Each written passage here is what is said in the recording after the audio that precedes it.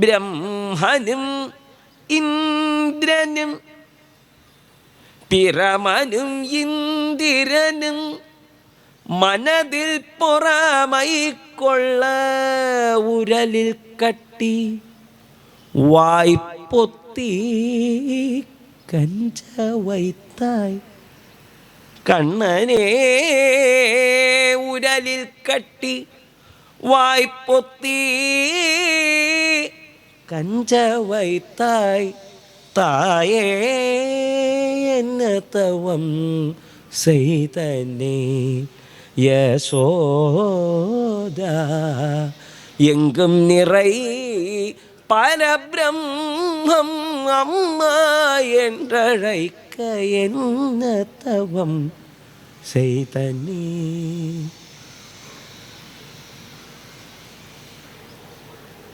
യശോദ അങ്ങനെയുള്ള ആ അമ്മയ്ക്ക് കിട്ടിയ ഭാഗ്യാതിരേകത്തിൻ്റെ ഒരംശത്തിലൊരംശം കിട്ടാനുള്ള ഭാഗ്യം തങ്ങൾക്ക് ഉണ്ടായില്ലല്ലോ. നയത്പ്രസാദായുത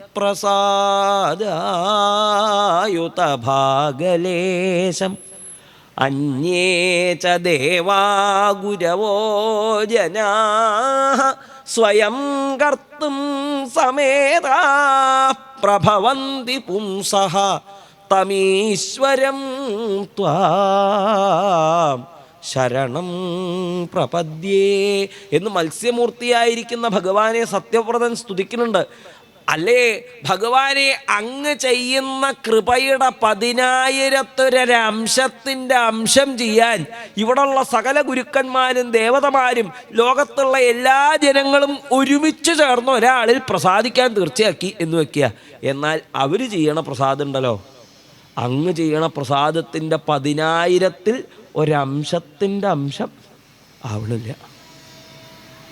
ആ കൃപയാണ് സുലഭമായിട്ട് സർവതന്ത്ര സ്വാതന്ത്ര്യമായിട്ട് ഉപനിഷത്തിൻ്റെ സാരമായതിനെ ഉലൂഖലത്തിൽ ബന്ധിക്കാനായിട്ട് ഉപനിഷദർത്ഥം ഒരാൾ ഉപനിഷത്തിൻ്റെ അർത്ഥം അന്വേഷിച്ച് നടക്കുക. സർവോപനിഷത്തുകളുടെയും സാരം എന്താണെന്ന് അറിഞ്ഞേ ഞാനിരിക്കുള്ളൂ. അങ്ങനെ അയാൾ അന്വേഷിച്ച് ഗോകുലത്തിലെത്തി. ഗോപസ്ത്രീകളോട് ചോദിച്ചു, ഈ ഉപനിഷത്തിൻ്റെ അർത്ഥം എന്താണെന്ന് നിങ്ങൾക്കറിയോ? ഓ അതാ കിടക്കും. ഉലൂഖലേ നിബദ്ധം, അതാ കിടക്കണമെന്നോ ഉപനിഷത്തിൻ്റെ അർത്ഥം? ആ അതാ അവിടെ കിടക്കണത് കാണാല്ലേ? എവിടെ കിടക്കണത്? അതാ ഒരലമ്പിൽ കെട്ടി കിടക്കണത് കാണാല്ലേ? അതന്നെ. ഇപ്പോൾ ഉപനിഷത്തിൻ്റെ അർത്ഥം ഒരലമ്പിൽ കെട്ടി കിടക്കുക.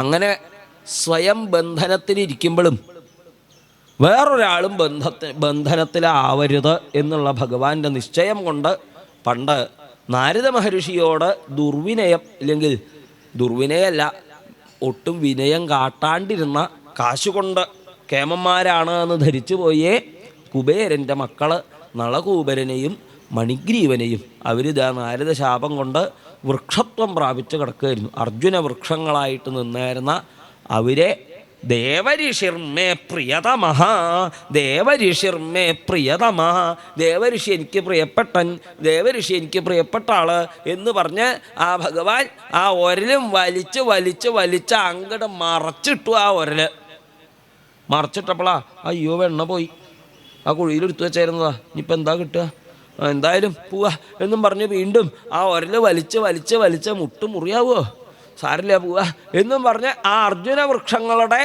ഇടയിൽ കൂടെ ഭഗവാൻ അങ്ങോട്ട് കടന്നു. ഒരലവിടെ കുടുങ്ങി.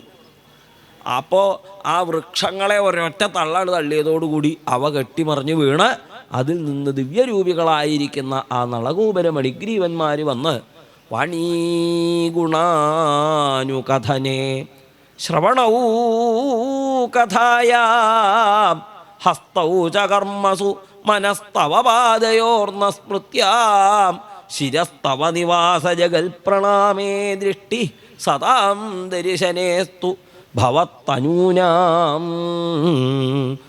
എപ്പോഴും ഞങ്ങളുടെ വാക്ക് അങ്ങയെ സ്തുതിക്കാനാവണേ, ഞങ്ങളുടെ കാതുകൾ എപ്പോഴും അങ്ങയെക്കുറിച്ച് കേൾക്കാനാവണേ. കൈകൾ അങ്ങേക്ക് കൈങ്കര്യം ചെയ്യാൻ വേണ്ടിയിട്ടായിത്തീരണേ. ഞങ്ങളുടെ മനസ്സെപ്പോഴും അങ്ങയുടെ പാദങ്ങളെ സ്മരിക്കണേ.